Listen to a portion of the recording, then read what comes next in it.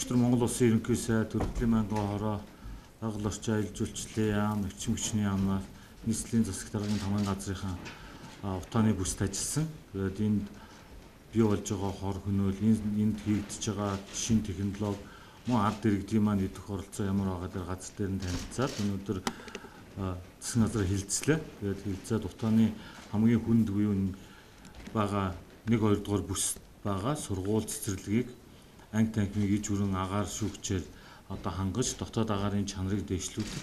Мөн нийслэлийн хэмжээнд байгаа эмнэлгүүдийн хүүхдийн тасгуудыг бас агаар шүүгчээр ингээд иж бүрэн хангахад зориулж засгийн газраас 4 тэрбум төгрөгийн санхүүжилтийг шийдлээ. 1 тэрбумын одоо нийслэлийн болон одоо улсын төсвөөс бус төлөвлөсний улсын төсвийн юм дээр бол байгаль орчин аялал жуулчлалын яам, эрчим хүчний яам, сангийн яам үлдсэн одоо 3 тэрбум төгрөгийг гэж зохицуулахаар засгийн газрын тогтоол гарсан байна. Мөн ард иргэдтэй Монгол Улсын ерөнхий сайд өчигдөр оройн уриалсан одоо энэ агаарын бохирдлын одоо эрүүл мэндэд учрах нөлөөллийг багасгахын тулд бага иргэд аж ахуйн нэгжтэйгээ хамтарч тусгайлсан арга хэмжээнүүдийг одоо цааш зохион байгуулахыг одоо бидэнд үүрэг болгосон байгаа гэдгийг хэлье.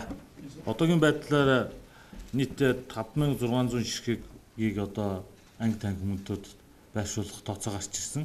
Тэгээд одоо байгаа холбогдох энийг нийлүүлж байгаа аж ахуйн нэгж болон тэдний нөөц яг иж бүрэн одоо байршуулахад хугацаа хэд болохыг одоо нийслэлийн засаг даргын орлогч Бат Баясгалан даалгасан байгаа. Буцаж шийдэгдэнэ энэ асуудал. 12 сарын 15 гэхэд бол нэгдсэн байдлаар эхний арга хэмжээ нь одоо хэрэгжээд эхэлсэн байх ёстой гэсэн үүрэг даалгавар өгсөн байгаа. Одоо Улаанбаатар цэвэр агаар сан төсөл Дэлхийн банктай хамтарсан төслөөр хэрэгжүүлсэн нийт нэг агаар шүүгчний дундаж 704 мянган төгрөг дээр үндсэн тооцоол хийгдсэн байгаа. Анги танхимын нөгөө хэмжээнээс хамаарч агаар шүүгчийн чадал одоо өөрчлөгдөх юм тооцоотой байгаа гэдгийг хэлье. Тэрэн дээр техникийн үзүүлэлт болон бусад асуудлуудыг нь бол одоо зохион байгуулах ажлын хэсэг маань гаргаж танилцуулнаа. Энэ бол нээлттэй Монгол Улсын ерөнхий сайдын одоо өгж байгаа бүхэл үүрэг дээр өгж байгаа болвол энэ бол одоо хин нэгэн мөнгө угаах гэсэн бизнес хийх гэсэн юм биш ээ. Энэ бол ард иргэдийн эрүүл мэндийн одоо сахин хамгаалах үндсэн үүрэг учраас энэ дээр янз бүрийн ашиг сонирхол, бизнесийн ашиг сонирхлыг бага тусгах гэдгийг үүрэг болгосон байгаа гэдгийг хэлье.